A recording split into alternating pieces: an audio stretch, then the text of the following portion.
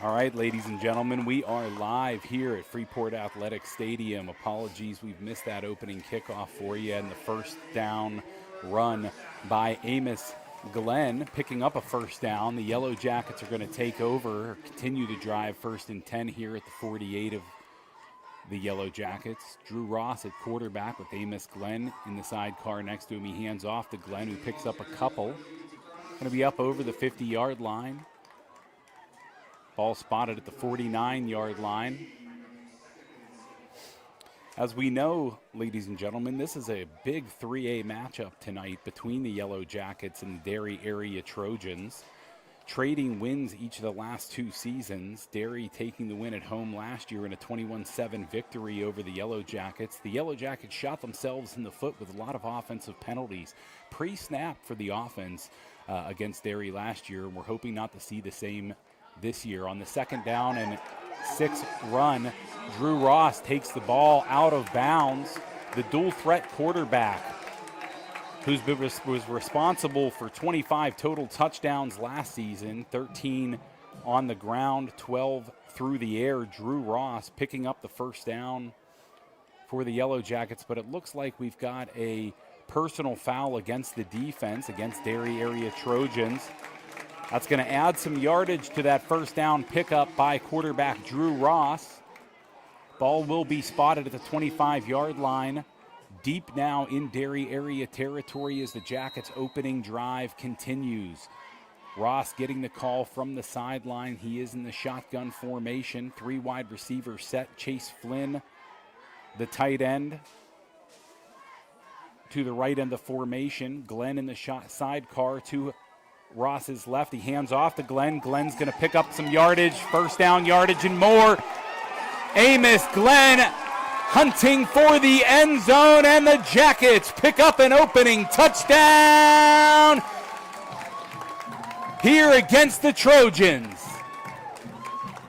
Put them 6 points on the board. Amos Glenn, 200 yards on the ground last week, had a 87-yard kickoff return for a touchdown in last week's game. 25-yard touchdown run for Amos Glenn here. I'm in the booth with my son Jackson Booterbaugh. We had a bit of a rocky start, missed the opening kickoff, missed the first down, but we did not miss that touchdown by Amos Glenn. Judah Thompson on for the extra point. Jackson, why don't you give a warm welcome to the Freeport faithful that are watching tonight? Great first drive. Looks like we're trying to get that camera and everything ready. Jackson working through all those technical difficulties. He's going to help us make sure we're getting the best picture and getting all those technical issues worked out for us tonight. But hopefully those of you at home, if you didn't see it, you at least heard the call. Amos Glenn with a 25-yard touchdown to put the Jackets on the board.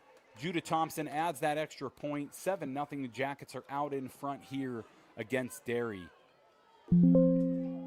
We were all excited for this 3A matchup between the Jackets and Derry. I traveled to Derry to do the game. Those of you that watched the live stream last year saw the Jackets. And as I mentioned during that opening drive, lots of pre-snap penalties for the Jackets. This kickoff for Thompson, short, but way up in the air, taken and down at about the 35-yard line is number 11 for those Trojans, Carson Weirs.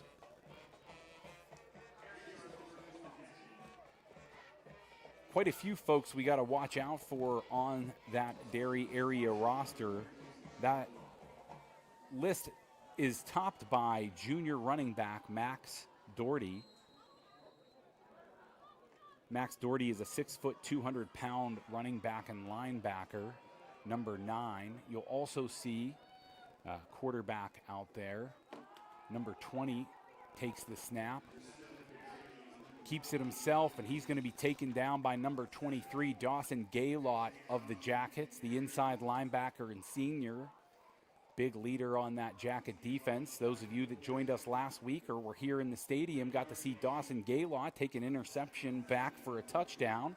As I mentioned earlier, we saw Amos Glenn take the second half kickoff back for a touchdown, followed immediately by Dawson Gaylot's interception return for a touchdown to open the scoring against Indiana last week. Derry takes the snap here. There's going to be a handoff to the wide receiver. Inside handoff is just absolutely stuffed by number 77, Wade Pachachnak. Wade got into the backfield. I believe that's going to be a tackle for loss, but if not, no gain on the play. Ball spotted back at the 39-yard line for the Trojans. Trojans certainly have some size on that offensive line. Number 77 for the Trojan, Dylan Pitzer, a senior, stands at 6'6", 280 pounds. Certainly some scouts around the region and others will be coming in to watch Pitzer play.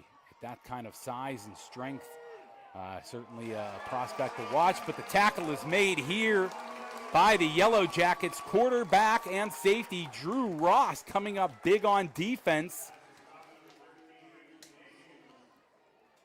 Tackle for loss there by the quarterback, not only of the Jacket offense, but also of this Jacket defense coming up from his safety position to make the tackle. 4th down and 1 for the Trojans. That's going to bring out the punting unit. For the Trojans, quarterback Anthony Sacco also does double duty as the punter.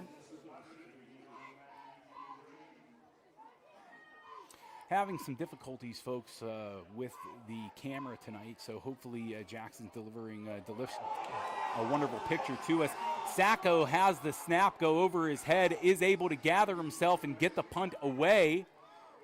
Takes a nice Trojan bounce, but it's picked up by Amos Glenn, and he is wrapped up by a host of Trojan tacklers just over the 45-yard line. Still in Jacket territory. Couple flags on the field. Talk about that great recovery there from quarterback and punter. Anthony Sacco, absolutely wonderful job to stay poised. Made sure he was able to gather that ball, get the punt away, and turn what something could have been something really disastrous into a not so negative play. And after the penalty here, we're going to see it appears to be a dead ball foul. It's going to be against the Jackets or the receiving team. Personal foul is going to add 15 yards, be 1st down and 10 for the Jackets, but quite frankly, after the penalty yardage and Sacco's ability to get that punt away, really turns into some decent play on the part of the Trojans. Appears that the officials are unsure where this ball needs to be marked. Ball is going to be marked at the 34-yard line of the Yellowjackets. Correction, we've got some delay here, some confusion. I do believe another 5 yards is in order. We're going to get that ball marked at the 29-yard line, rather. That's where the Jackets will take over, 1st down and 10. In the shotgun formation with a sidecar to his left, and running back Amos Glenn is Drew Ross. 3 wide receiver set. Tight end Flynn in on the formation to the left.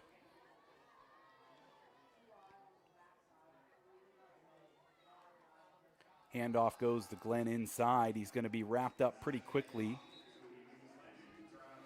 Number 52, Chase Lucan, sophomore, gets a hand on the ball carrier. Also gets driven into the turf there by left tackle Wade Pachachnak for the Yellowjackets. That left side of the Jackets offensive line, as we know, Cole Troutman and Wade Pachachnak getting quite a few preseason honors and really looked fantastic last week here, opening up a hole for quarterback Drew Ross, who's going to pick up close to 1st down yardage on this 2nd down run. Looks like we are going to move the sticks. That will be a 1st down for the Yellowjackets. Ball's going to be spotted at the 44-yard line. And we've got our first time out of the night. It's an opportunity to thank our scoreboard sponsor, Steffi's Country Catering. If you're looking for some of the best catering in the area, whether it's a weekend affair, maybe a Steeler game, picnic, family gathering, you call Steffi's Country Catering for delicious home cooking. You can visit them on Facebook at Terry Steffi. Also give him a call. You'll have to visit his Facebook page to get that phone number. Jackson's looking for that copy. I'm stretching this thing out. Oh, he's trying to get that phone number for us. We're trying, Terry. But give Terry Steffi a call. Steffi's Country Catering. Delicious food. We'll get that phone number for us. Don't you go away. Stick around. We've got more Freeport Yellowjacket action. They're going to take over here. First down and 10 following the timeout. Ball spotted at the 44-yard line with a 7-0 lead. 7:35 here to go in the first quarter. And quarterback Drew Ross back in that shotgun formation. He's got a familiar sidecar in his friend Amos Glenn to his left. Two wide receivers to the right side of the formation. Owen Neaston in the slot. Pass is going to be incomplete. Intended there for number 2, Bryson Pega. Pega looking at the hands. The gloves might have failed him on that one, or looking at as if the gloves may have failed him. Pega, usually the sure-handed wide receiver and outside linebacker for the Yellowjackets, saw that pass fall incomplete. That brings up second down and 10. Ross will continue in that shotgun formation. Amos Glenn joins him on the right side.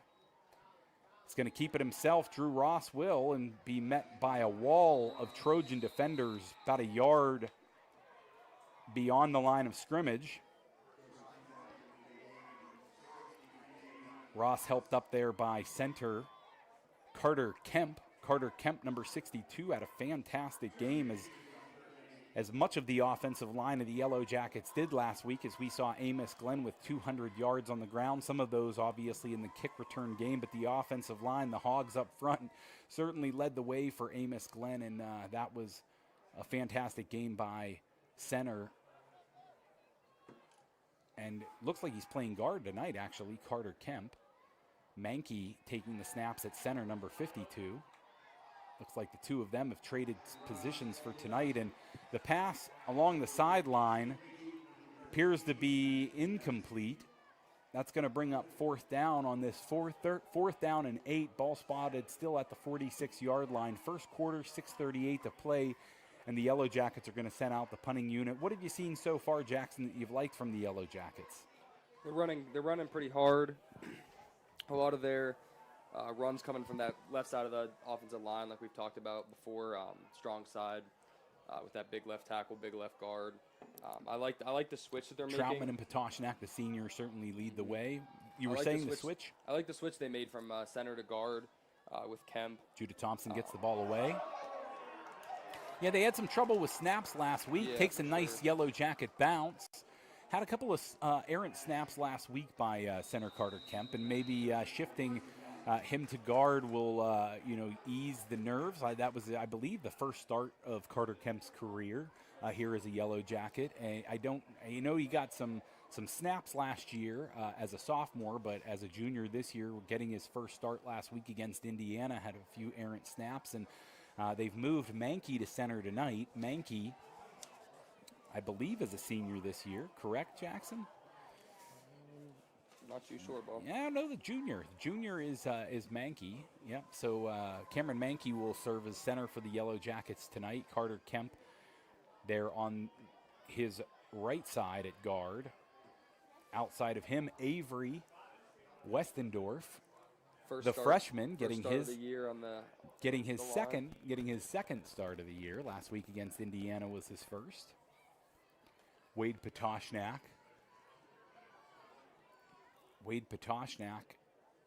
at left tackle, and Cole Troutman at left guard for the Yellowjackets to round out that offensive line up front. Coming out of the timeout here, we're going to see Judah Thompson. Looks like the Yellowjackets still going to be out there with the punting unit.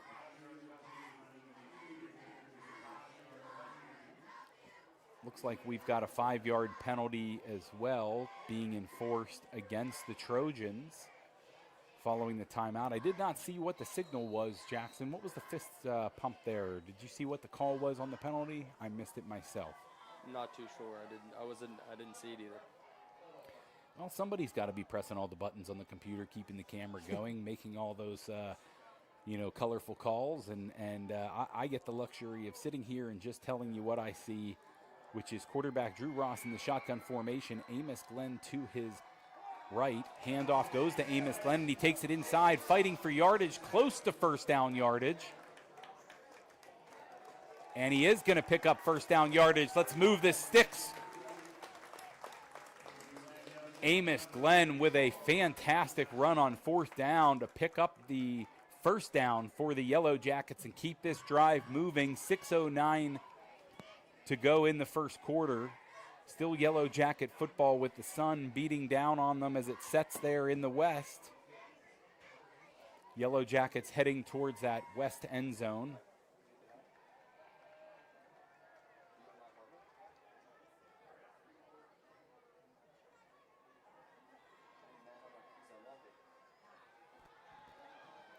Drew Ross takes the shotgun snap, and he's going to pick up about 5 yards, maybe 6, but there are flags on the play. Amos Glenn pleading his case to the officials. So this one likely to go against the Yellowjackets. Preliminary call appears to be against, it's going to be a hold against the Yellowjackets. The running back, Amos Glenn, showing his frustration with the call against the Yellowjackets, and that is going to be a hold. The spot foul is going to make it a first down and 20 for the Yellowjackets. Ball will be spotted back in Jacket territory at the 45-yard line.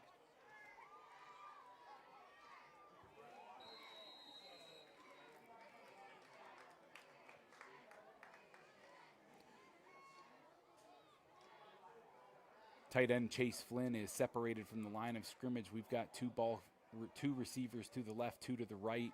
Glenn back with Drew Ross. Ross takes that. He breaks the pocket, and he's going to pick up most of that penalty yardage back, about 12, maybe even. Now that spot looks a little bit shorter than I had anticipated, but picks back up that penalty yardage on first down. That'll bring up second down and 10 for the Yellowjackets following the quarterback's scramble there for for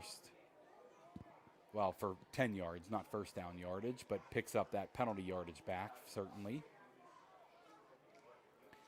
Danny King, Madden Wisniewski, and Owen Neaston are the pass catchers, but the handoff goes to running back Amos Glenn, takes it between the tackles for about 2 yards. He hits a wall of Derry defenders.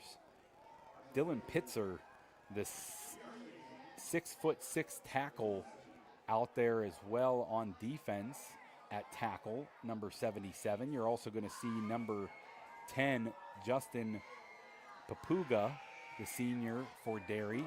Pass goes to Bryson Pega. Pega picks up positive yardage.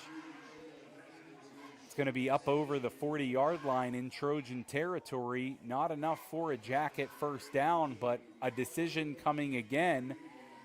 4th down and 3 yards to go. They picked up enough yards for a first down when they were faced with this a few plays ago.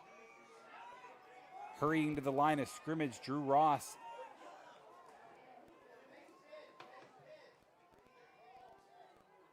Drew Ross looks to try and draw the defense offsides. Thought he got them. Hands off now to Amos Glenn, who picks up first down yardage and more. Amos Glenn down along the sidelines. Pushed out of bounds right around the 21-yard line. Enough for a first down and more. Make that about a 25-yard run for Amos Glenn. That's 2 fourth downs the Jackets have been able to convert here in the first quarter.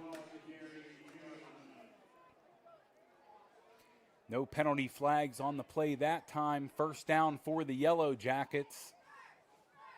Ball will actually be spotted at the 20-yard line, so we enter that Steffi's Country Catering red zone. Excited to have them as a scoreboard and red zone sponsor tonight. Steffi's Country Catering. Handoff goes to Amos Glenn. Ball carriers inside, picks up about 5, maybe 6 yards on the play on the first down run. Nice blocks out in front by Cole Troutman and Wade Patoshnak.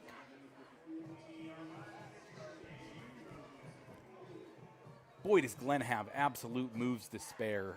You know, shifty, doesn't necessarily run you over, but he will run around you and every once in a while through you. But certainly loves to run between the tackles.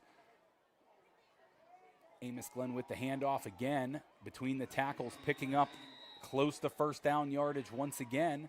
Ball's going to be spotted about a yard shy.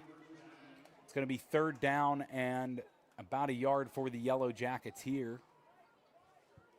Continuing with some momentum here in the first quarter is the Yellow Jackets. They're really into what I would consider Judah Thompson's field goal range at this point. Wouldn't you agree, Jackson? For sure.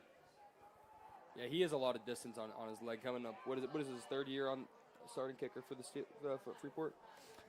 I believe it is the 3rd year for him kicking for the Yellow Jackets. Pass goes, swing pass out to Brady Pega. Going to be grabbed up high around the shoulder pads and driven out of bounds inside the 10-yard line, spotted out at the 7. And that's going to be enough for a Freeport Yellow Jacket first down.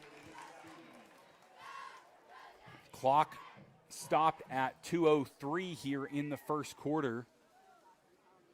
Absolutely impressed with the Yellow Jackets on the ground tonight. That was an area last year where they struggled a bit against Derry, and Drew Ross into the end zone for a Yellow Jacket touchdown. The quarterback calls his own number, takes it in for the 7-yard scamper, and the Yellow Jackets are out in front 13-0 in front of the Trojans. Judah Thompson on for the extra point. Jackson, what impressed you most with the Yellow Jackets on that drive? Just their ability to get first downs back to back, running a lot of plays on that drive. A lot of ground and pound on that one. Of course. And that's the usual play style they use, getting little dumps here and there with his passes, but and the Judah Thompson extra point is good.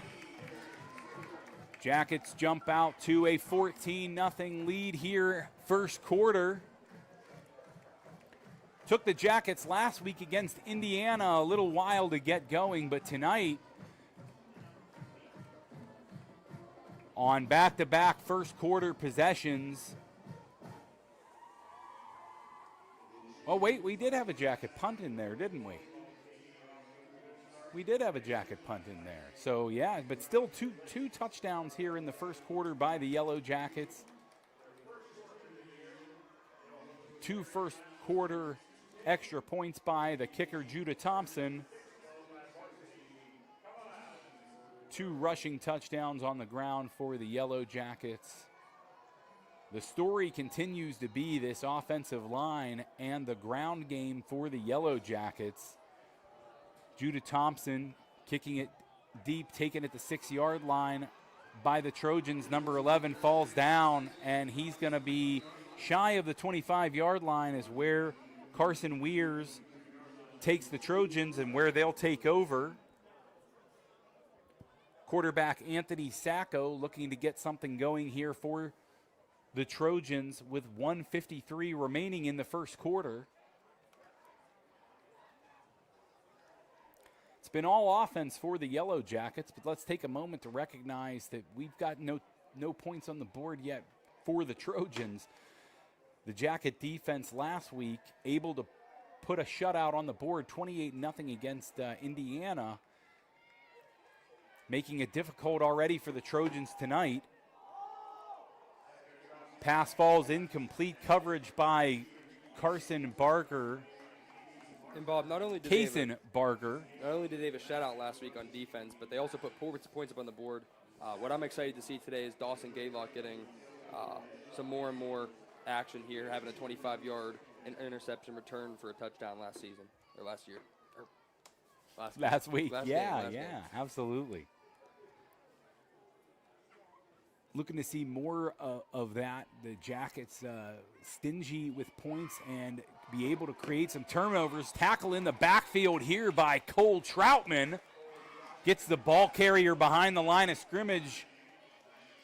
We're complimenting that Jacket defense on how difficult they've made it through almost 5 quarters now of football to start the 2025 season. And Cole Troutman comes up making us look like geniuses and delivers that great defensive play with a tackle for loss. Whistles before the snap. We've got the, that'll stop the play here. Brady Pega certainly looking like he wanted to get in there very quickly on that one, but we're going to have a penalty against the Trojans. We're going to back them up another 5 yards, and this is going to be 3rd down and 15. Ball at the 18-yard line of the Trojans, fairly deep into their own territory. This is where those Jacket pass rushers on the outside, Pega in particular, likes to pin his ears back. Had a couple of sacks last week, so did Wade Patoshnak, and we see Pega coming in again. And a big paw up in the air by Cole Troutman. Bats the pass down, trying to set up the screen where the Trojans, but the Yellowjackets had that sniffed out. And walks away with swagger.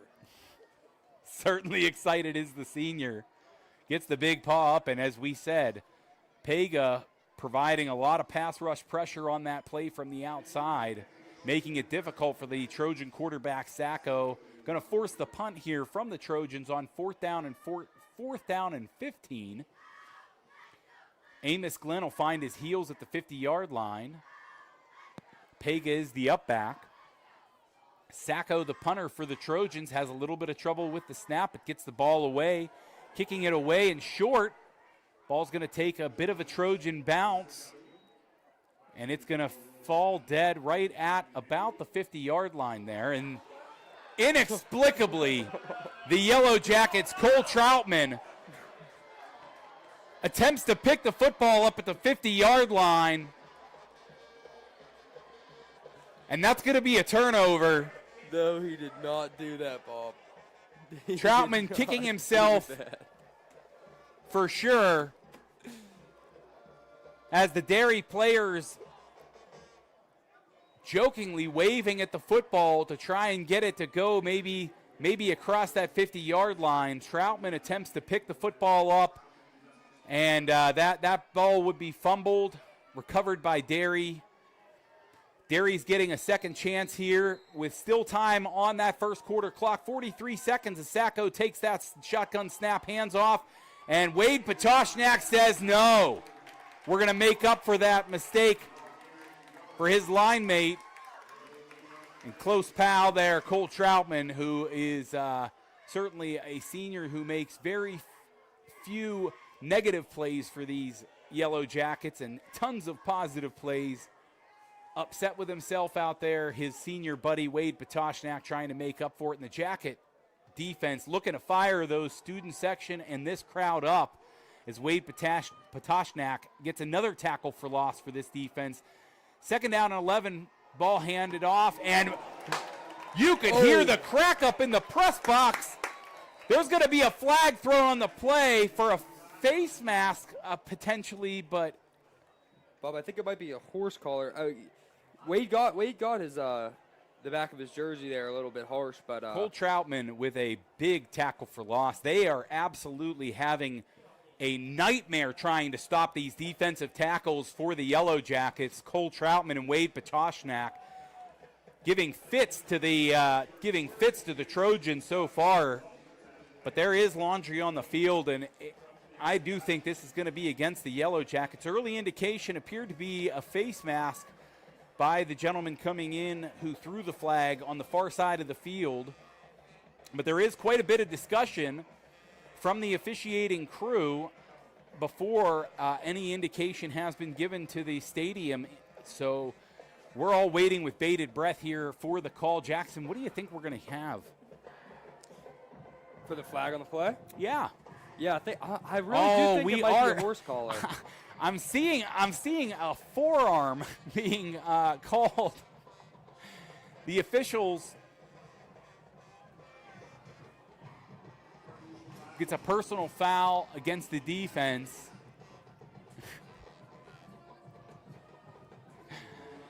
Personal foul against the Yellowjackets. Playing football too hard is the call. Cole Troutman delivers an absolute crack on the Derry running back, number 9, Max Doherty. Flag on the play. I don't know what the call was. Personal foul. That was the end of the first quarter. So we are going to flip the sides of the field and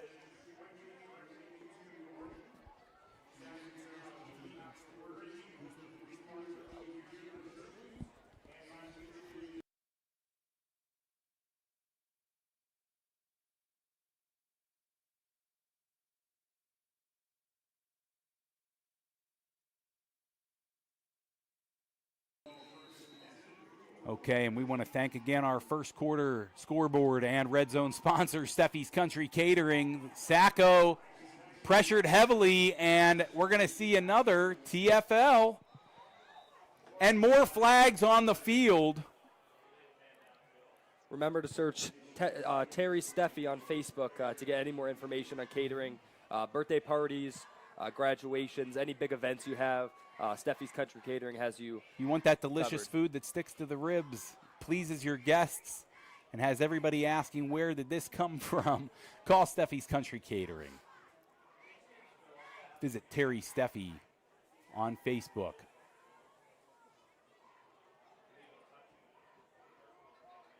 We'll hit a little bit more details. We've got an illegal man downfield against the offense. We've also got a loss of down on the play. So we are going to see second down and 15.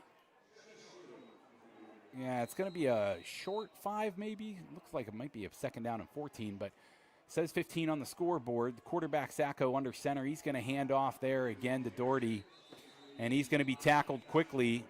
Unable to get back to that original line of scrimmage. Going to be third down and long for the Trojans here in the second quarter as they look to try and get something going on offense. Trying to solve that puzzle that is the Jackets' defensive front. Cole Troutman, Wade Patoshnak, Cameron Mankey causing fits so far for the offensive line, and the Jackets continue to bring pressure as you see Dawson Gaylott and Chase Flynn moving up in the A-gaps, and we've got a offside against the Yellowjacket defense. Brady Pega on the far side of the field, a little bit too enthusiastic. Going to help out the Trojans a little bit, bring it to a third down and 9. And the Trojans certainly gaining help the way they gained help in the meeting last year.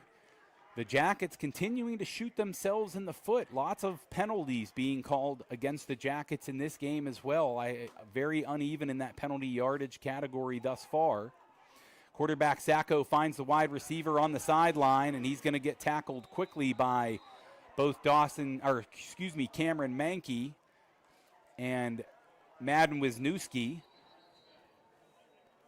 Ricky Daniels, the receiver on the play for the Trojans. It'll be fourth down and 5 for the Trojans, and we've got a player down on the field. We never like to see that, obviously.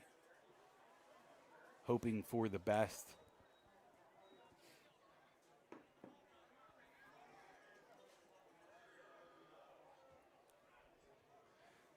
And he's up on his feet now, so let's go ahead and give that guy a round of applause. Number 55 for the Trojans. We do hope he gets back in that game very quickly. That's Devin Oler,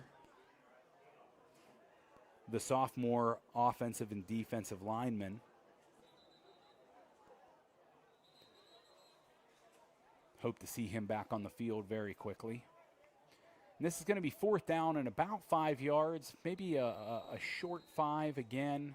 I want to say that yard marker, maybe it's an optical illusion, but doesn't appear to be exactly between those sticks. So I'm going to call it 4th down and a long 4, short 5.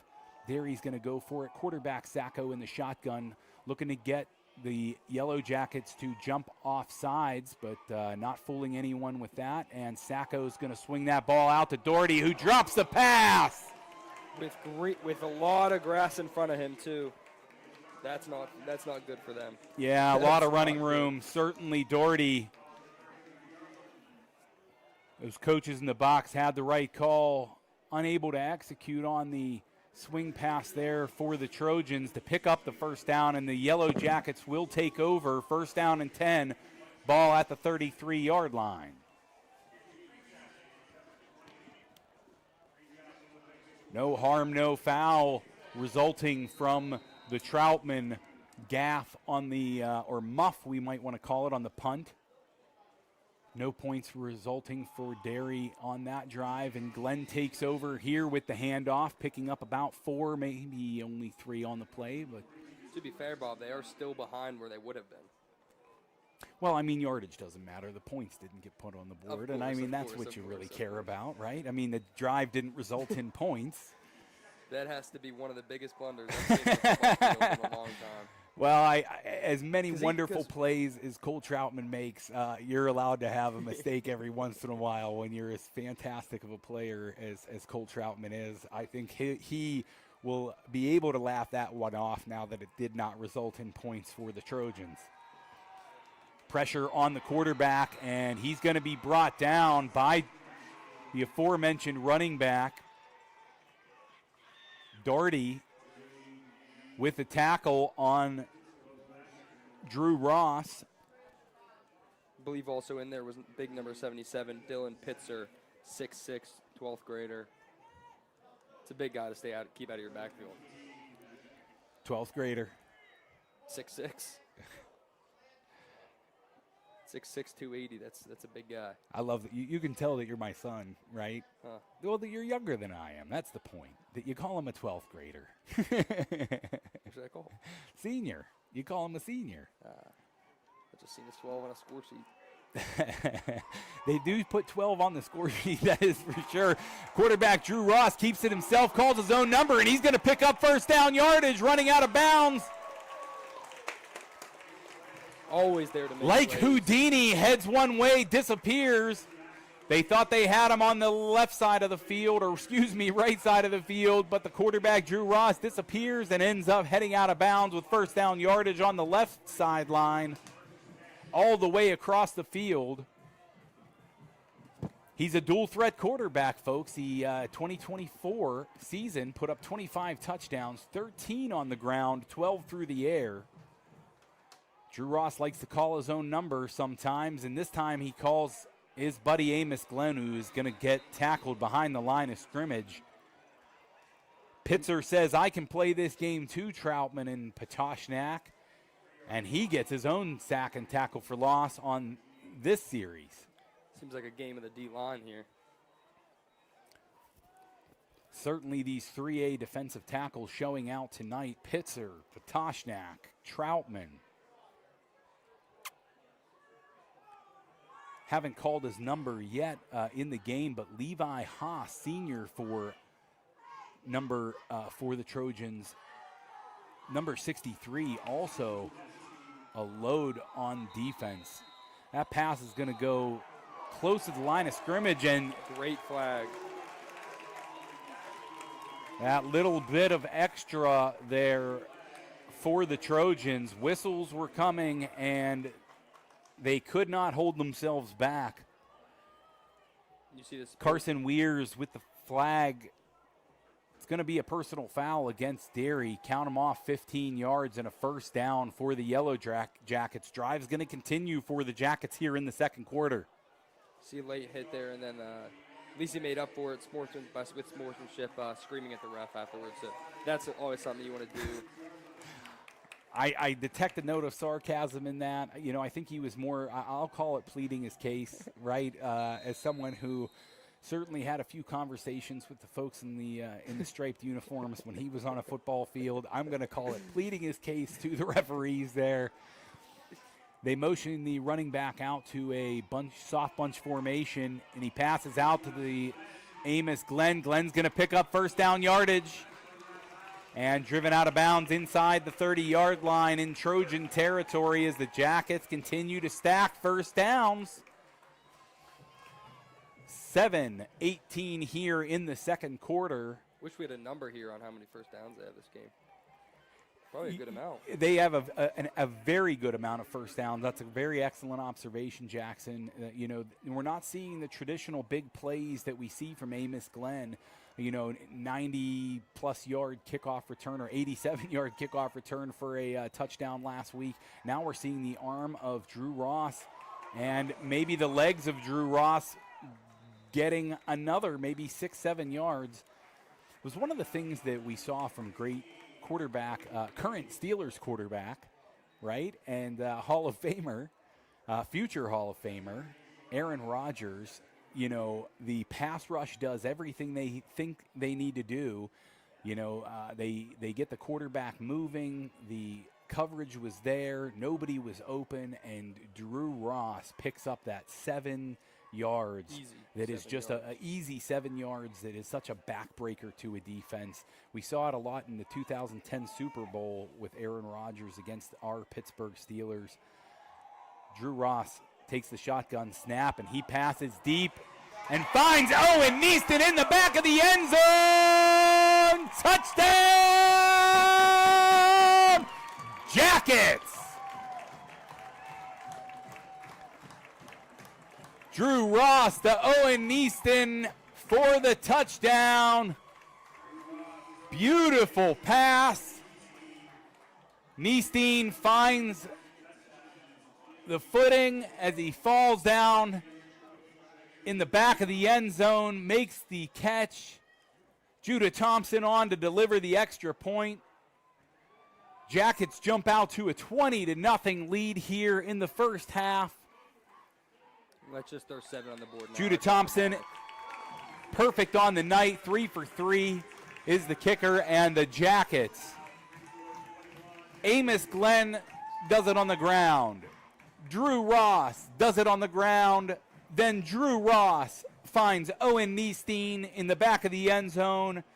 Those are your 3 Jacket touchdowns. That is your score, 21-0 here in the second quarter.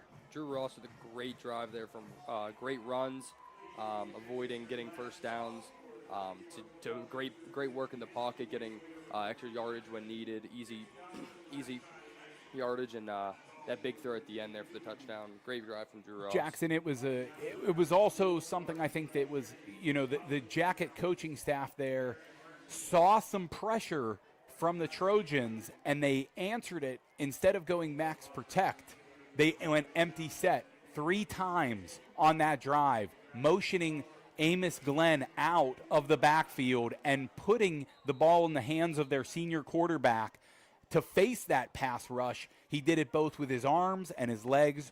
That was Drew Ross's drive right there, and he capped it with a beautiful touchdown pass to his friend Owen Neeston. Judah Thompson's kickoff falls just shy of the 20-yard line, and we've got the Trojans taking this kickoff deep. I was almost going to say deep into Jacket territory, but almost into Jacket territory, deep in their own territory, deep out of their own territory, and up close to midfield. Noah Stow. Is that Stow? Stow? I'm going to say Stow. Stow? We're going to say Noah Stow.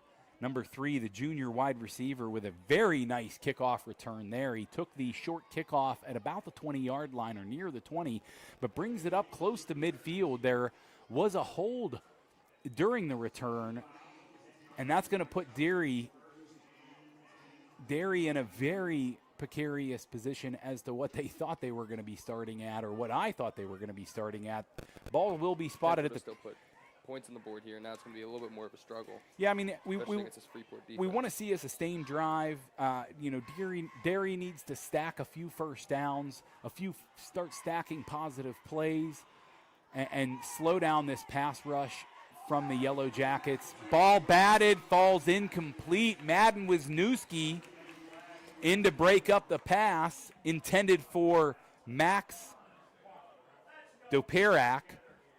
One of the one guys in the defense who don't want to throw towards. And do we have another flag on the play? Another flag out. Yeah, personal foul, roughing the passer against the Yellowjackets. I see Yellow Jacket number 4, Luke Sellinger. Luke Sellinger.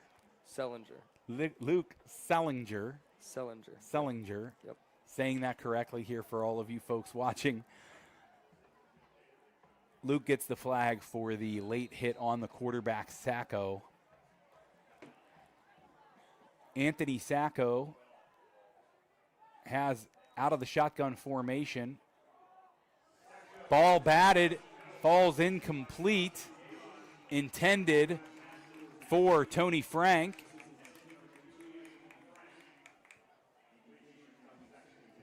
Pardon, Anthony Frank.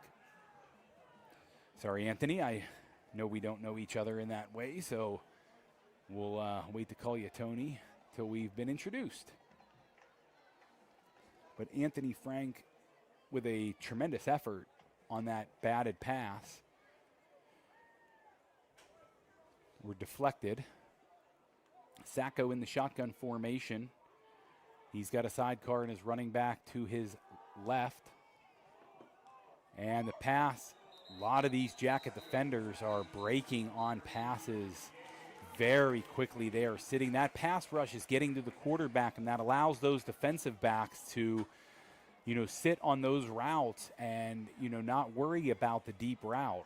So they're able to sit on those hitches. They're able to sit on those shorter routes, which you saw Niestein do that there, breaking up the pass. Ball touched the turf for the incompletion. 3rd down and 10 for the Trojans as they try to put something positive together. This was a huge matchup coming in 3A between Derry and Freeport. And Freeport has really flexed their muscles in the first half. Derry trying to get the 12th man off the field, and they were able to get the timeout before the snap and before the whistle. So let's take this opportunity in another timeout and break to thank our sponsors, Steffi's Country Catering. If you've got catering needs, events with the family, weddings, Steeler games, why is it that I have so hard of a time coming up with events to have food other than football games? It's all I can think about. We're at a football game. We've got football game. The college football weekend kicks off tomorrow. Well, it really kicked off last night. 3 straight days of college football for this weekend, and not an NFL weekend yet, but coming up soon. Everybody's getting excited, and if you've got plans for that opening weekend to host a Steeler game, you can do no better than calling Steffi's Country Catering and getting some delicious food to please your guests. Visit Terry Steffi on Facebook. Also, Saco Law. We'll get them in as a sponsor here. Quarterback Sacco drops back and finds his wide receiver. That ball is going to be brought in complete. Trying to find one of those all game. Coverage on the play by Gaylord, I believe, but it looks like Max Darty was the one who brought that one in, the running back. Took the wheel route down the sideline. Great passing catch, though. They've been looking for that one all game. Ladies and gentlemen, absolutely. Ladies and gentlemen, there's so much to watch when you're calling a football game. Sometimes you miss a few things, and handoff goes here to Darty, and he's tackled on the play by Dawson Gaylott. A little bit of extracurricular along the sideline there between Drew Ross and one of the Trojan wide receivers there. Actually, number 42 for the Trojans, Preston Donovan, mixing it up a little bit with the Jacket quarterback and safety. 2-yard pickup for the Trojans. That's going to bring up 2nd down and 8 as Sacco stays in the shotgun formation. Going to keep the ball himself, but he's going to be met by Cameron Mankey, who joins that TFL party. He takes the football. He's standing up. He says, I have it. The officials are not going to agree. They're going to say the forward momentum by the running back was, or quarterback Sacco was stopped prior to Mankey taking that football away.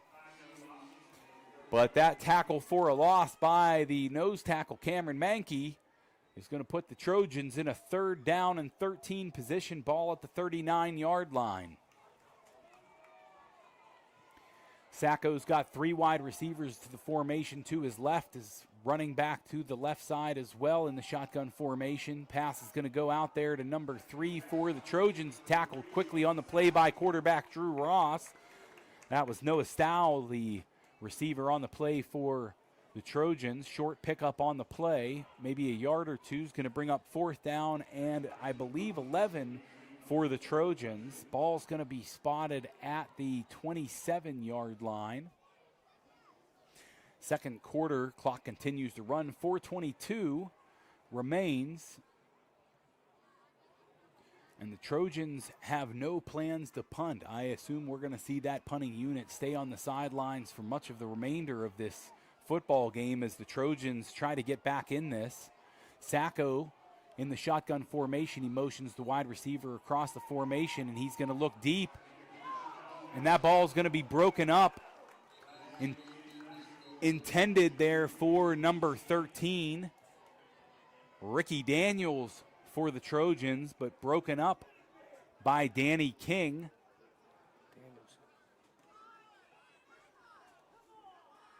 Sorry. 3 minutes. That's right, Danielson. Danielson. 3 minutes and 55 seconds remaining here in the second quarter. Let's see if Derry can put any points on the board. 4th and what's it for 1st down here? I believe they're I'm missing the flag. There must have been a flag for pass interference on the play. Give him the 15 yards. Yeah, I mean at this stage, we've missed so many flags in this game. There's been one on almost every other play, it appears. That's typical Derry Freeport football. The officials can't wait to get involved, and the running back Max Daugherty takes advantage of the officials aiding the drive, and the Trojans get on the board with a touchdown.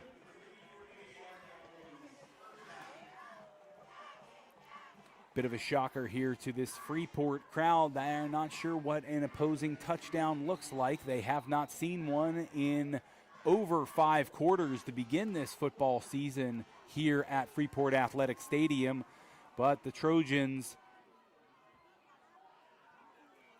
end that scoreless streak to begin the 2025 season. But still no extra points kicked in this house. Say that Jacket special teams unit. Who was that block? I think it was blocked by number 1, receiver Owen Neesteen. Owen Neesteen gets in there with the block for the Yellowjackets. He, Pega, and several of the Jacket special teamers on the left side of that line broke through. That's another thing about the Jackets. Love their extra teams. Steak dinner when I was a senior. Coach Kazanowicz offered a steak dinner for every blocked kick. Said he'd take you out to a steak dinner. I'm 45 years old next month, Jackson. I have still not received that steak dinner from Coach Kazanowicz, and neither did Josh Gankus. We both blocked kicks that season, and to this day, Mark Kazanowicz, if you're watching, you owe us both a steak. Trojans set the kickoff here. Back deep for the Yellowjackets, Amos Glenn, and number 8, Danny King.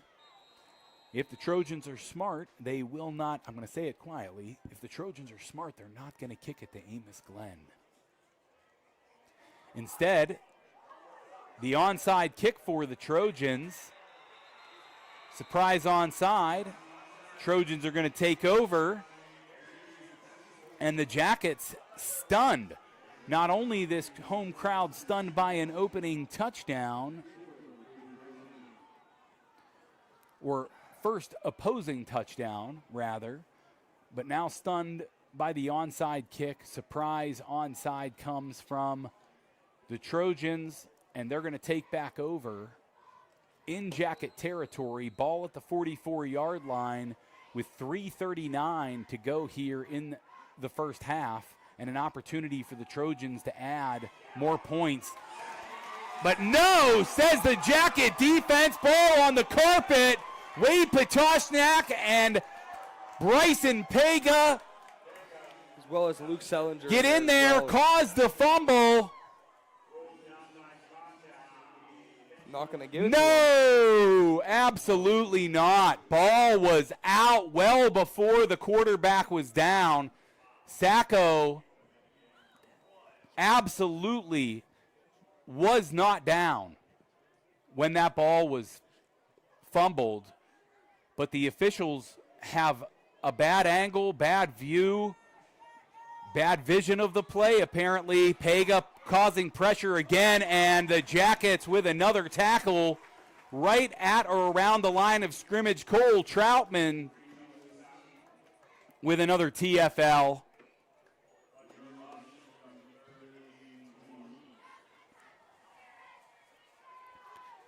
Apologies to the officiating crew, but absolutely that ball. I hope, Jackson, you had a good camera angle of it. We'll watch it back for sure. But 100% before that quarterback touched the ground was that football. I watched it dangle at his feet before he lay upon the ground. So a shock for me that officials called that ball down. And again, no running room here for the Trojans. 4th and a mile. 4th down and 20 for the Trojans in their own end. 45-yard line. The ball is 44-yard line, rather. Ball is spotted at. As the clock continues to wind, under 1:50 to play here, and the Trojan coaching staff looking to prove me wrong as the clock ticks here down in the second quarter. They do bring that punting unit out. The Jacket defense forcing the Trojans into a position where they are going to have to punt. They can't go for it here with 4th and 20. The Trojans have been tricksters in the past, though. We saw in 2018, the Trojans pulled out of their bag of tricks a fake punt. In 2018, we saw an onside kick here in 2025. So the Trojans are certainly a team that is not afraid to pull out the trick play or go from the bag of tricks a little bit in order to pick up a first down or maybe score a touchdown. And the Jackets have been burned by it in the past, and we got almost burned by it tonight.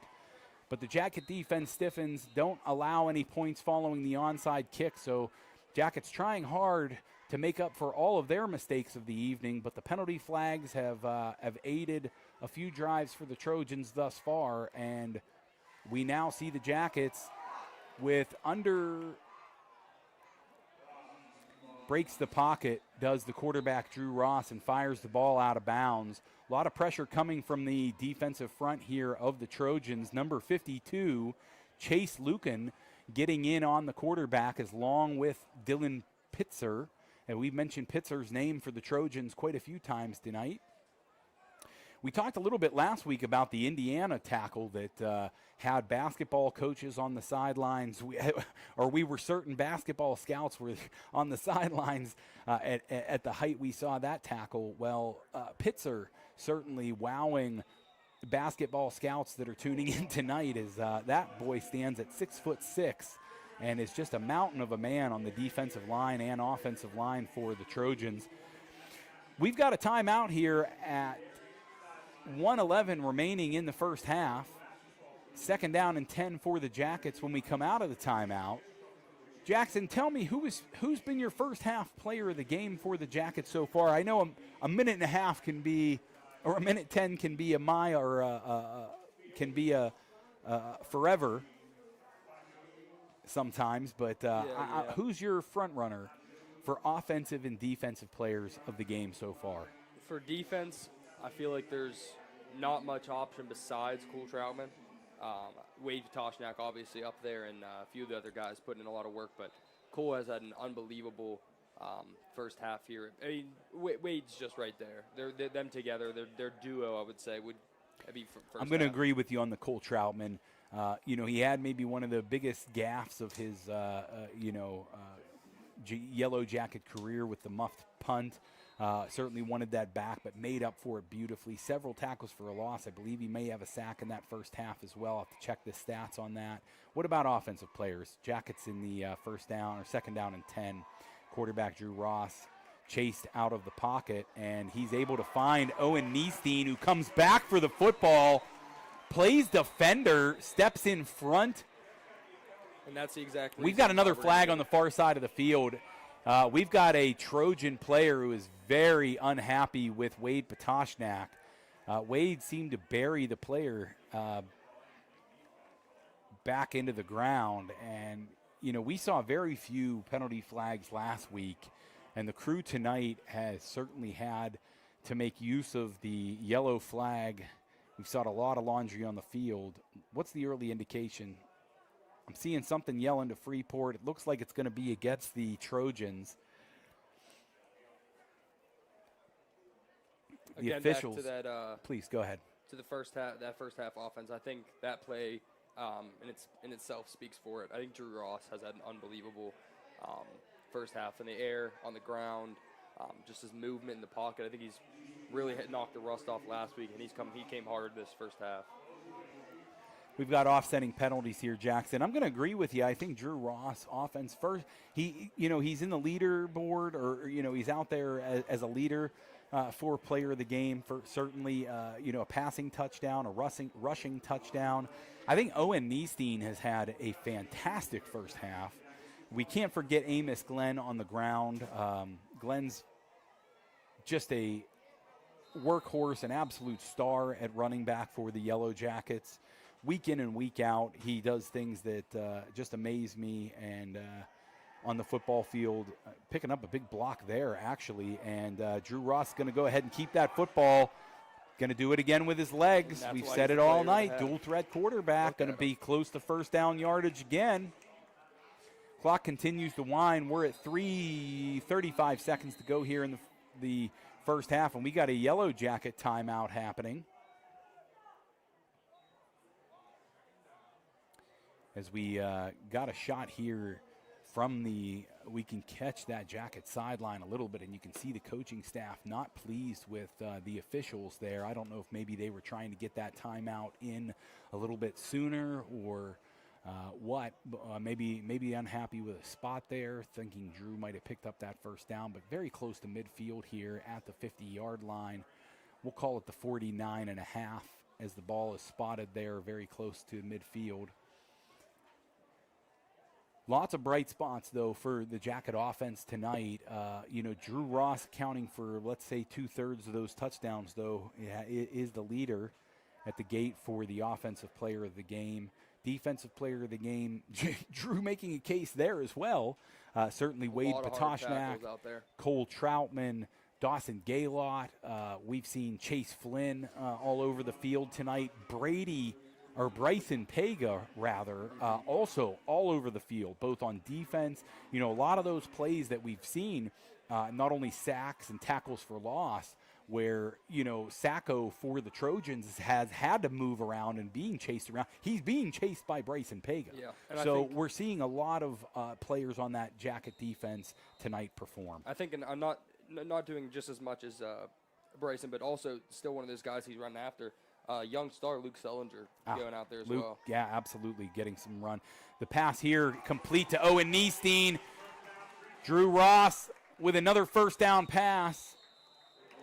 And another timeout, 30 seconds to go here in the first half. We've got a timeout by the Yellow Jackets. That will be, I believe, their final timeout of the first half. Bob, where do you think we need to get to here for Judah Thompson? For Judah Thompson to be available. I honestly, I got to say, we're first down. We've got 30 seconds left. You've got a couple shots at the end zone, maybe a couple of opportunities to pick up 10, 12 yards, get out of bounds, make it a little bit easier for Drew, make it a little bit easier for Judah.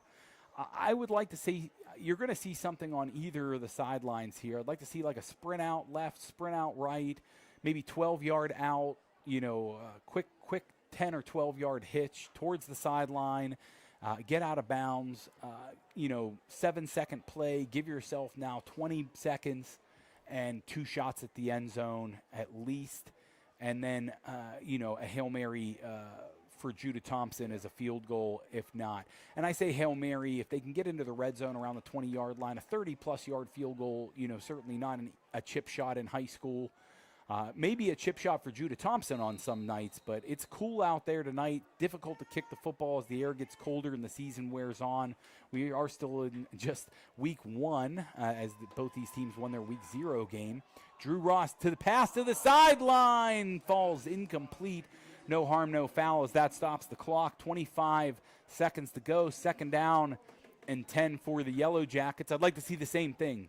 Yeah, Jackson. And let's keep this reminded for all the viewers out there. There are 0 timeouts left for Freeport. So yeah, I mean, certainly still with 25 seconds, you've got an opportunity where you could get tackled in bounds and spike that ball. Yeah. But, we saw Dak Prescott prove to everyone. Will Howard, former, or now former Ohio State quarterback, now Steelers draft pick and injured. And we see a passing touchdown from Drew Ross to Amos Glenn, and he just shrugs the shoulders, gives him the Michael Jordan. Oh, my goodness.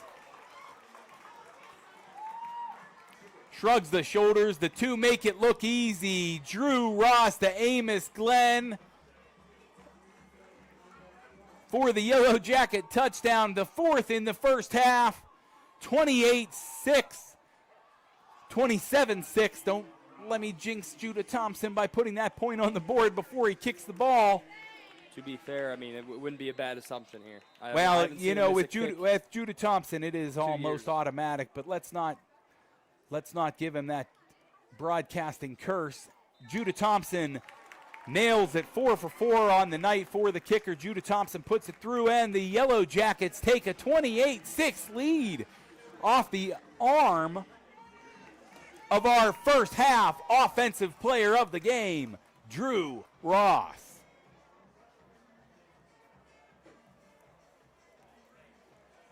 Boy, did Amos Glenn make a case, though, too, right? I mean, he's got a rushing touchdown. He's got a receiving touchdown. Amos Glenn, the Yellow Jackets, doing it all with those senior weapons coming up big for them tonight. Senior quarterback, Drew Ross. Senior wide receiver, Owen Niestein. Senior running back, Amos Glenn. Senior wide receiver, too, Madden Wisniewski. Hasn't seen him as much.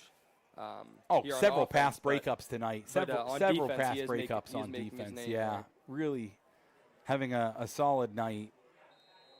This veteran Yellow Jacket team certainly remembering the bitterness of that defeat last year at Derry. And this time, Derry has some trouble fielding a kick. Bobbled by number 14, Caden Weavers, and then fell right back on it. Yeah, Caden Weavers falling right on that football. Knowing how dangerous the kicking game has been for both of these teams tonight. We've seen muffed punts. We've seen onside kicks. Now we see a squib kick, that's difficult to field. 15 seconds to go here in the first half. I would wager to say that this is going to be a victory formation, kill the first half clock. Let's go into the locker room and regroup by the Trojans, and that looks like what we've got. Yeah, the quarterback, Sacco, is going to take the knee. That is our first half. Between the Yellow Jackets and the Trojans, Jackets have a first half lead, 28-6. Lots of things happening positive for the Jackets on offense and defense tonight. Jackson named our first half defensive player of the game for the Yellow Jackets. Cole Troutman is the leader at the gate. We've got Drew Ross as the offensive player of the game, leader at the gate here at the end of the first half. We're going to go headphones out as the bands get ready to take the field, and we give you an opportunity to listen to some high school marching bands from the Trojans and the Yellow Jackets. We'll be back in about 20 minutes. Enjoy.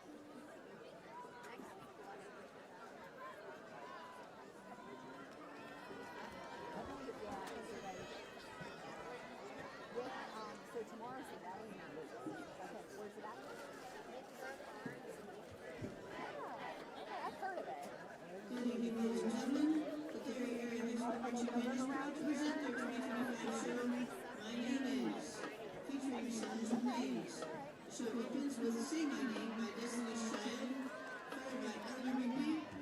Next, the show continues with Dollar Tuckers, Jolene, and Houdini by Dua Lipa.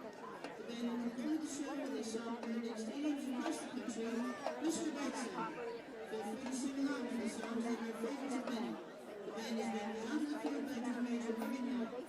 We hope you enjoy My Name Is.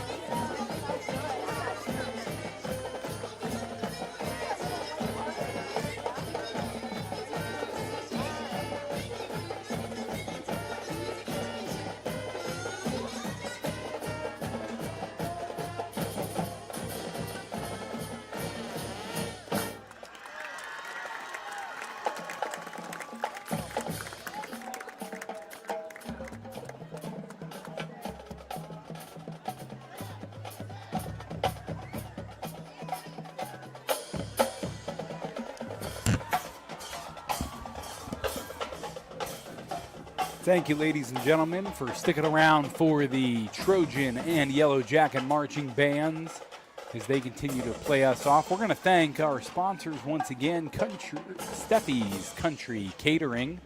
Excited to have them again as a sponsor in 2025. So for any of your catering needs, reach out to Steffi's Country Catering. We're going to go ahead and mute those mics, give you an opportunity to grab a drink or check out the scores across the WPIAL. And we're going to go ahead and mute here for just a moment, and we'll be back for the second half kickoff.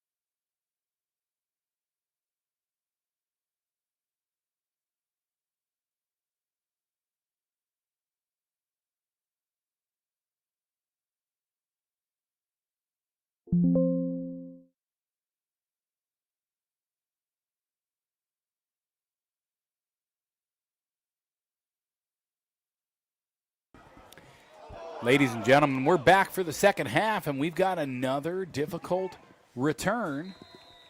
Ball bouncing around a little bit there for the Trojans on the kick return. Able to corral it, and they'll start this drive at the 23-yard line in the third quarter. First down and 10 for the Trojans. Quarterback Sacco for the Trojans. Now, we mentioned them just a little bit in the first half, but we're going to make sure we dedicate quite a bit of time to some of those sponsors like Steiner Sacco Law in Katanning for all of your legal needs. Also, reach out to Steiner Sacco Law.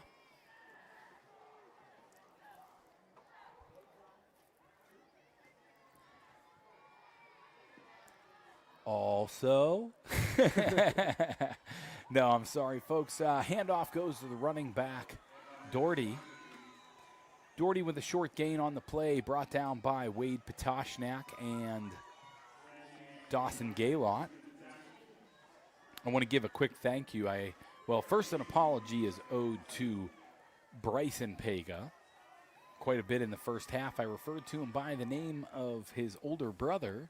Also, as Yellowjacket faithful will recognize the name Brady Pega, his older brother, an all-conference defensive tackle for the Yellowjackets. But apologies to the fantastic outside linebacker and wide receiver, Bryson Pega. Handoff goes here to Doherty, and he's going to pick up first down yardage and more. He's up over the 45-50 at the 45-40, 35, taken out of bounds by Drew Ross, close to the 30-yard line. Ball's going to be spotted at the 30. Big gain by Doherty, and the Trojans come out firing here in the second half.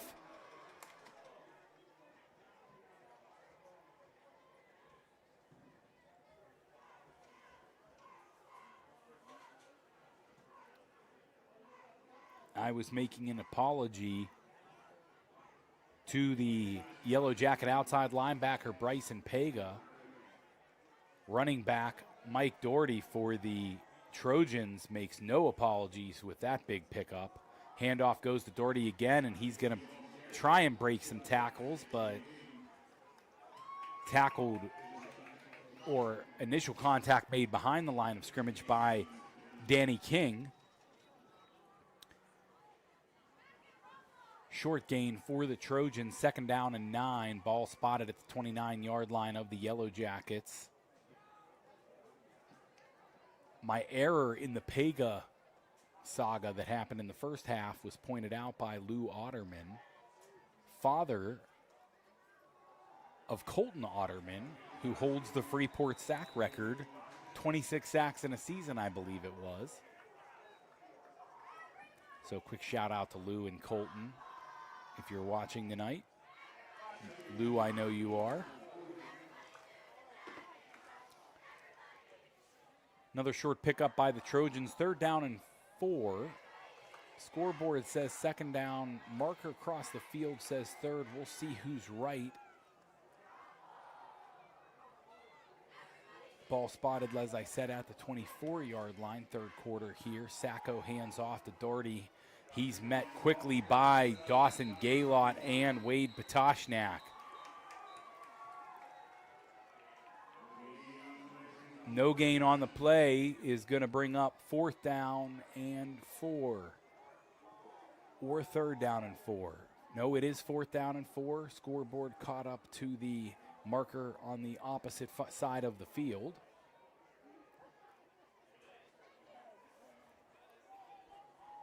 Going to give a shout out to another one of our sponsors here in the second half, River Forest Golf Club in Freeport, Pennsylvania, just across the New Ken, or I guess called Kiski Freeport Bridge there. Interception by Drew Ross. He baited him, he took it, and he's going to take it all the way for a Yellow Jacket touchdown. 2 weeks in a row with a pick six were the Yellow Jackets.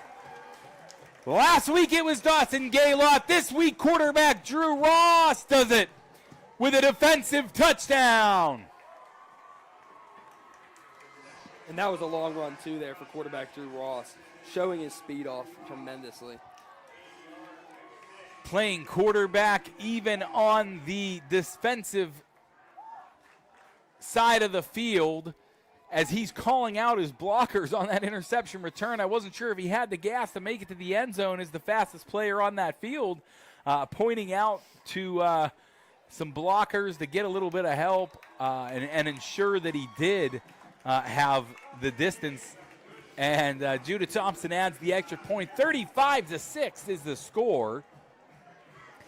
Yellow Jackets on top following the Drew Ross interception return for a touchdown. Trojans have to be absolutely stunned on that far sideline, Jackson.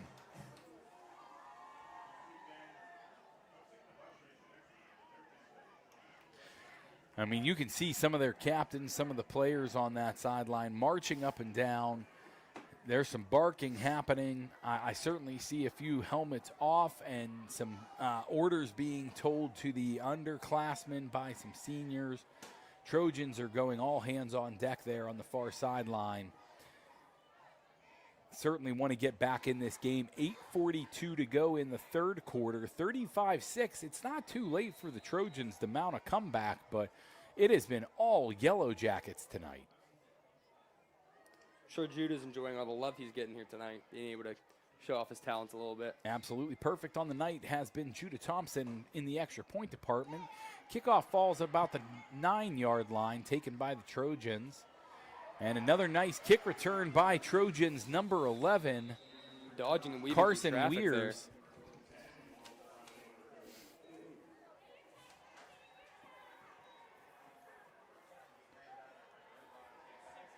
Absolutely do not have the pronunciation key along with the roster, so if I make a mistake, and they will be present and plentiful, so to say, I apologize to any of those players for mispronunciations on the name. We'll certainly get it right next time, but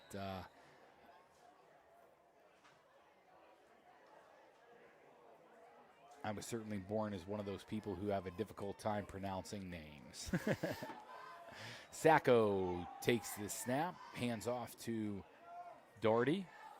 Doherty being brought down on the play, and again, Cameron Mankey getting that football on the carpet. Cameron Mankey looking to force fumble after fumble. He does force a fumble there, but, Trojans are able to fall on it. Number 52, Cameron Mankey, just absolutely, and that is Cameron Mankey, right? I'm not calling another jacket by their brother's name. No, Cameron Mankey. We've got certainly what you would call some legacy jackets on the field. Older brothers having played, worn the uniforms, fathers of some, in some cases both, with the Danny King in the secondary. I know Sean King certainly played some football in his day, his dad, and 3 of his brothers have all been Yellow Jackets here. So great history in that family. Garrett King, quarterback, great quarterback. Carter Kemp out there, his dad Chris Kemp certainly wearing the jacket uniform as well. Dawson Gaylott out there at inside linebacker. Familia to head coach John Gaylott, I believe his nephew.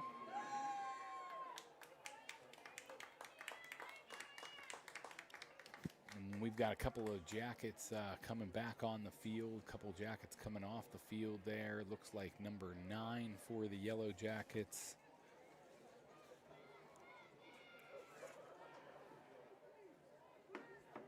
Braden Pamebo is along with number 22, Anthony O'Donnell, in there for a couple of plays. But now we've got a Trojan looking to hunt for a first down, and he's got it. Picked up open field there by Dawson Gaylord, coming with the swarm afterward. Good open field grab there.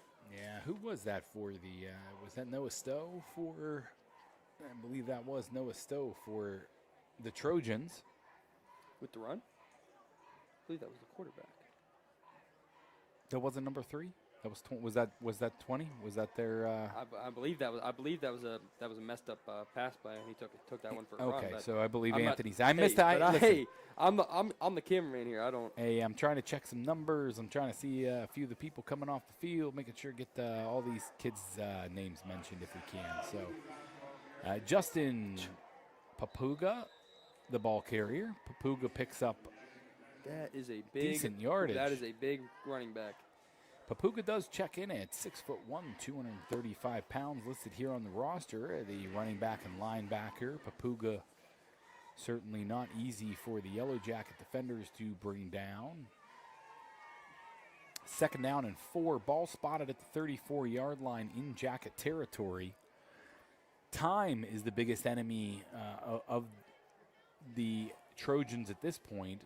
Well, aside from those 35 points already on the board for the Yellow Jackets, Sacco tries to take a difficult snap, but Bryson Pega with the sack on the play.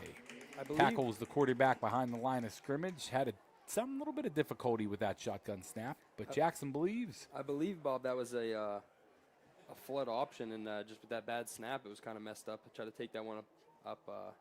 Yeah, I mean the tackles there and just couldn't the get it play was running. busted from the get-go. Yeah. Difficult snap for Sacco to handle. Sacco not necessarily your traditional quarterback height. Comes in and checks in a little bit smaller than your average 3A quarterback. This end around by Noah Stowe is plenty enough for a first down, but we've got laundry on the field. This may be and benefit the Yellow Jackets. I see some coaches and players on the Jacket sideline pointing as if this one's going to go against the Derry area Trojans. Early indication, it is a hold against the Trojans. That's going to back them up 10 and make what was a manageable 3rd down at 3rd down and 4 for the Trojans. A much more difficult proposition after the 10-yard penalty, putting the Trojans behind the sticks here. Ball should be spotted at or near the 43-yard line.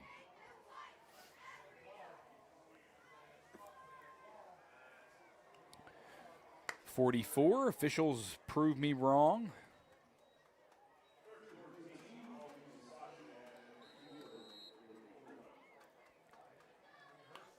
4:31 here in the 3rd quarter. Sacco in the shotgun formation. He's got a pistol running back behind him in Darty, and he's going to swing that ball in that direction. But Wade Patoshnak with a big sack on 3rd down.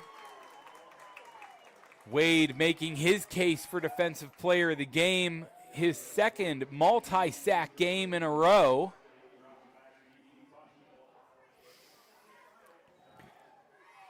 Wade Patoshnak has made just an absolute case to get not only some postseason honors, but to go along with some of the preseason honors that he was awarded with as an offensive and defensive lineman. Through 2 games this season, Wade has shined quite a bit for this Yellow Jacket team on the offensive and defensive sides of the football. And we see him out here on special teams too, so he really does it all. Amos Glenn with a return, picks up about 12 on the return, and we see a late flag come in, thrown in the direction of the Yellow Jackets, who were celebrating following the kick return. So we may have had a illegal block coming from those celebrating Yellow Jackets. Oftentimes on a punt or kickoff, when you see some of those teams jumping around like they knocked the snot out of somebody, they probably did, and it's probably deserving of a flag. So let's wait for the call to come in here. Officials giving us an opportunity to, yeah, it looks like it's actually going to be against It will be against the kicking team in this case. Officials proving me wrong once again on the evening, and they have seemed to be right many, many times when they throw the flag. They always seem to know what the penalty was when they throw the flag. So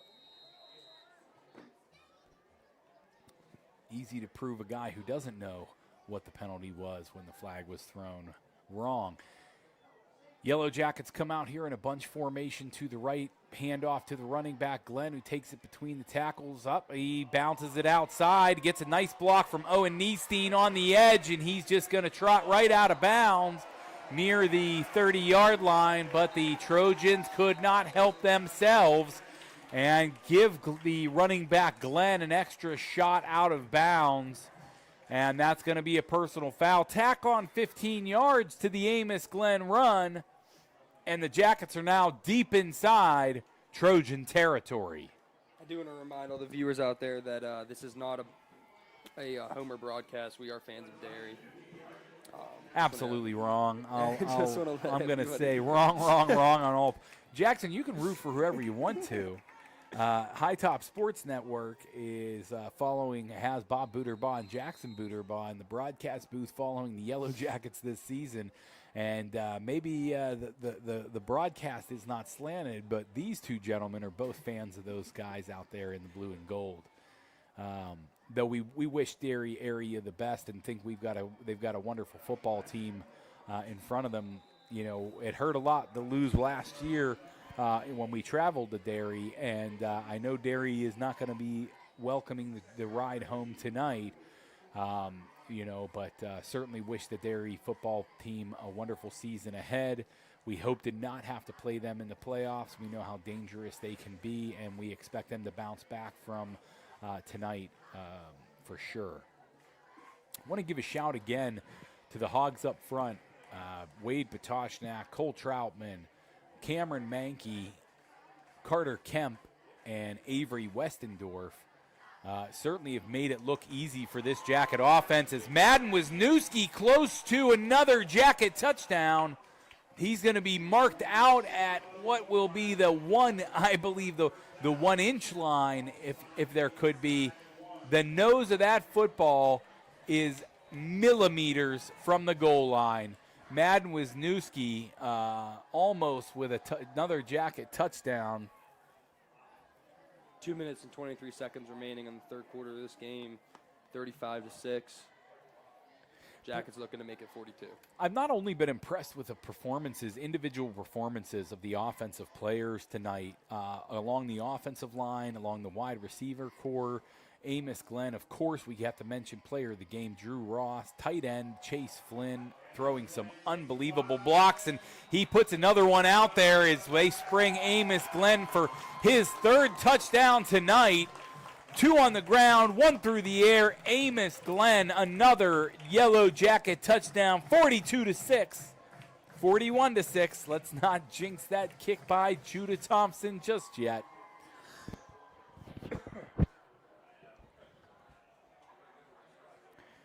Judah Thompson trying to remain perfect on the night. He wants to go 6 for 6 on the extra points. He's been 5 for 5 already.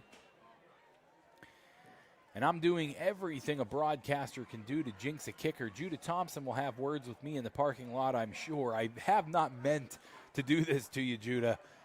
And he is perfect on the night, 6 for 6. Maybe he'll congratulate you because he's going to keep this one. I'll be the gentleman talking in the highlights of his perfect evening. 6 for 6 goes Judah Thompson. Bob, I'd love to see how many has in a row now here. Six tonight. What was it? Four last week. Did we have one blocked last week? I thought we might have missed one last week. So. I think we were perfect last week. I believe it was 4-4. And to be fair, last year I don't remember him missing many either. I want to see his record. I'm old. I'll turn 45 next month. I'm an old man, and my memory is terrible. I do remember the drumming that the Yellowjackets took at the hand of these Trojans last year when I traveled to Derry and watched the Yellowjackets lose 21-7. This year, the Yellowjackets let me drive 2 minutes from my home and watch a beautiful performance by the Yellowjackets tonight. Through not through 3 quarters yet, and we're at 42-6. Jackson, when does Coach Gaylott start thinking about getting Drew Ross out of the game? He plays both ways. He's certainly a catalyst both to the offense and defense, but we want to keep him healthy for the remainder of this season. Judah Thompson with a short kickoff, taken at the 25-yard line by the up back, number 3. I believe that's Stowe. No, Stowe, yeah. I mean, I think Noah coming Stowe. up here now, third quarter winding down, 1 minute 42 seconds remaining. You don't want injuries, especially in a team. I would be like surprised Freeport, where there isn't much. There's depth here on the skill Ross players, but you might want to take out some of those higher skilled, more efficient linemen. Like Wade, just keep him out there and healthy. He's still out there on the field now. Well, we see Troutman coming off the field right now. We're being replaced by number 65 on the Jacket roster, Nick Suter. We also see with his helmet in his hand on the sideline, quarterback Drew Ross. So we were right on that call. Ross does not come out here to start this defensive series. I like and that. it does not matter. It does not matter. The defensive line for the Yellowjackets stuff Darty, the running back, Wade Patoshnak in there, along with number 22, Anthony O'Donnell. I like that switch they made to put Suter in. Good genes on him. Brother played 4 years of Freeport football, Jackson Reiser. Nick's going to come out here. He's been training a lot this offseason. I've seen him down at the gym. He's been there with the gym. I've seen him with Bob in the gym, and certainly putting the work in to get the snaps this year. Great future in front of him. And that's Anthony O'Donnell. Takes down the quarterback, Sacco. Sacco having a night that he would like to forget. Quite a few times behind that line of scrimmage has Sacco been brought down tonight by a Jacket defender. Lots of TFLs, lots of sacks. Jackets liking to play on the Trojan line of scrimmage tonight, taking every opportunity they can to play on that side of the football. And that brings us to the fourth quarter of this football game. You know, I do want to give a quick update here as we flip the sides of the field. You know, I've seen over on the sideline now with some of the training staff for a little while, Jacket linebacker Nick Jones. Nick Jones came in, had a fantastic game against Indiana last week as an outside linebacker, played some wonderfully tonight. I hate to be calling his name for this reason, but, you know, Nick has played outstanding for the Yellowjackets through 2 games so far this year, and never want to see somebody, you know, having to get the cart brought out or being taken off the field, you know, with the leg immobilized or anything. And, you know, Nick getting a lot of pats on the backside and slaps on the shoulder pads from his teammates as he does leave the field here. We all wish the best for a quick recovery and hope that it is just, you know, maybe something that day to day for Nick Jones. Yeah, let's send our prayers he can get back out here for the season. Absolutely want to send our prayers to Nick Jones right now and make sure that he can get back out here and has a speedy recovery. And got a few more Jackets out there on defense that we haven't got the call yet tonight. I see a few names that are going to challenge me here. Luke Longstone is out there as well. And we've got a takeaway by the Jackets. Looked to be a completed pass along the sidelines for the Yellowjackets, but number 15, Caden Patterson, takes the ball away.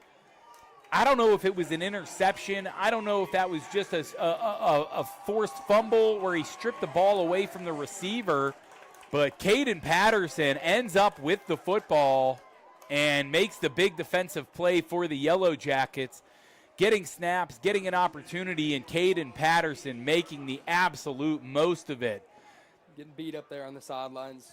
Oh, the teammates absolutely loving it right now for the young Jacket defender, Caden Patterson. We've got some more Jackets coming out here on offense that maybe haven't gotten snaps much tonight, and it looks to me like the Yellowjackets clock is running under 10. Salinger gets out on the field, and the handoff goes to Kaysen Barker. Kaysen Barker driven out of bounds. Looks to be about a loss of 1 on the play. Trojans had that certainly covered. Trying to keep the Jackets out of the end zone here in the fourth quarter. Jackets with a big lead, 42-6. We've praised a lot of these Jacket offensive and defensive players, and Drew Ross still out there here in the fourth quarter with Amos Glenn next to him in the shotgun formation. Handoff is going to go to Amos Glenn, and he's going to get tackled by a host of Trojan defenders, leading the way for the Trojans, number 52,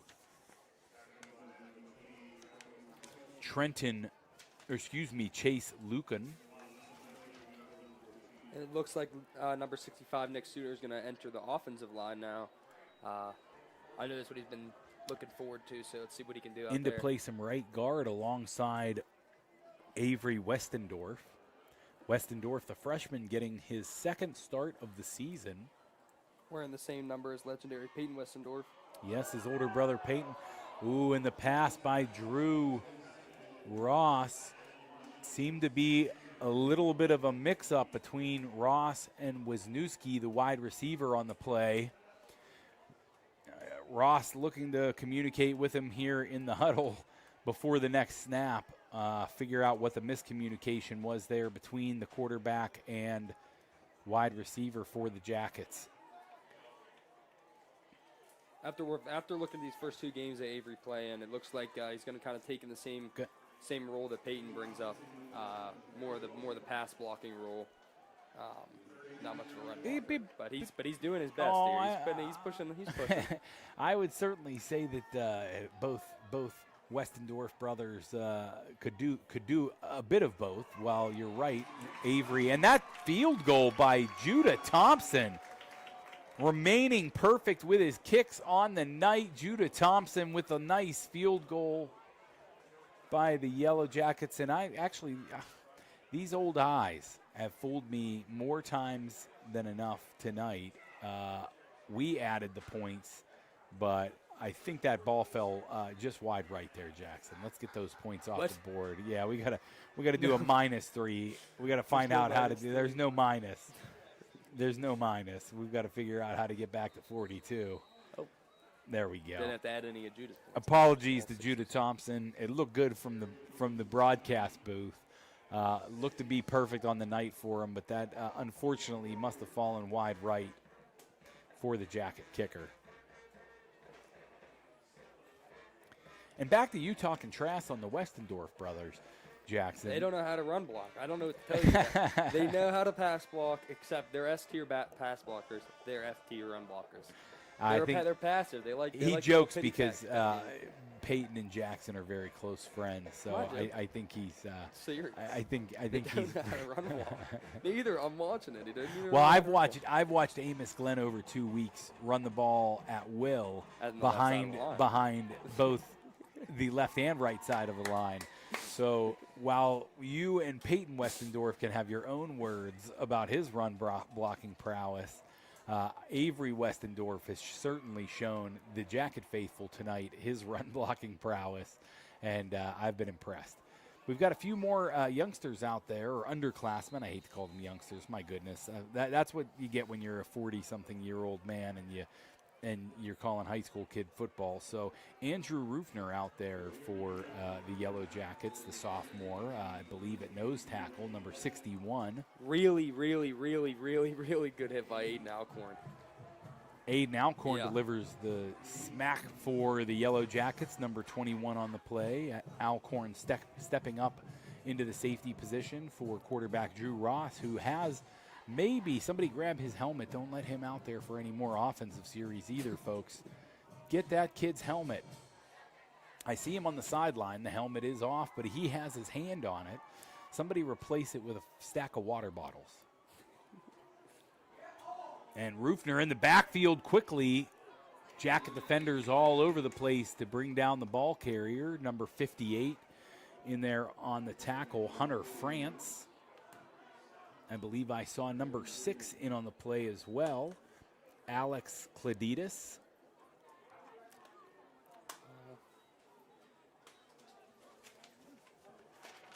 Braden Pamebo out there at the other safety position along with Alcorn now. Eli Prose into play as well. Perose at corner. Call them out, Jackson, if you see some guys out there that I haven't mentioned yet, but I think you got them all, Bob. I believe Paxton Senny's out there as well, number 28. Is that right? Yep, Paxton Senny out there. A lot of underclassmen getting an opportunity here to play. I do believe we've got a junior varsity game tomorrow, most likely being played on the road at Derry. Another good wrap up. I there keep by saying Alex. Derry. It's Derry. What's that? What? What did you say? I was saying that was just another good wrap up by young man Alex. Yes. A lot of these guys are showing up here. It looks like we got a bright future ahead of us. Luke Longsdon is in there at inside linebacker as well. Anthony O'Donnell with the tackle. O'Donnell is a senior. Clock winding here, 5 minutes and 35 seconds remaining. Looks like our younger players are actually stepping up a lot. It's not making it easy here for Derry. No, I mean, well, you've got a lot of guys out there that, while they maybe haven't had a lot of varsity snaps just yet, maybe, and a few that have. I mean, Anthony O'Donnell has, he made a lot of big plays last week as well, as I've certainly seen him. Maybe he doesn't get as many defensive snaps. I've seen him both out there on offense and defense. But there's certainly a lot of talented underclassmen here for the Yellowjackets as well. And we're seeing that right now. It's not been easy for the Trojans moving the football, even though we've got a lot of second string players coming in at this point.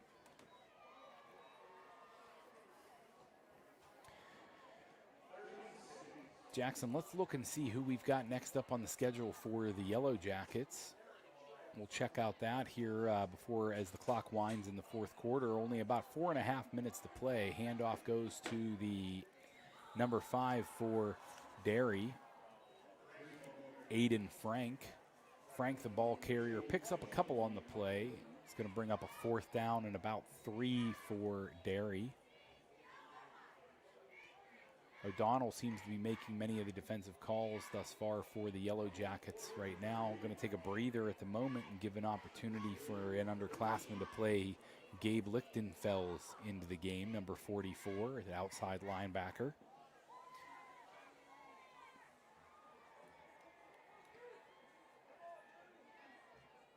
Gabe Lichtenfels, you may know from the lacrosse field, right, Jackson?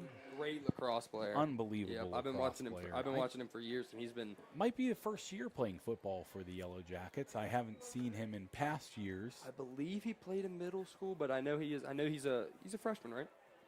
Gabe Lichtenfels is a junior, I believe. A junior. Yeah, Gabe is. It's been a few years since you've been walking the halls there at Freeport High School, Jackson. So.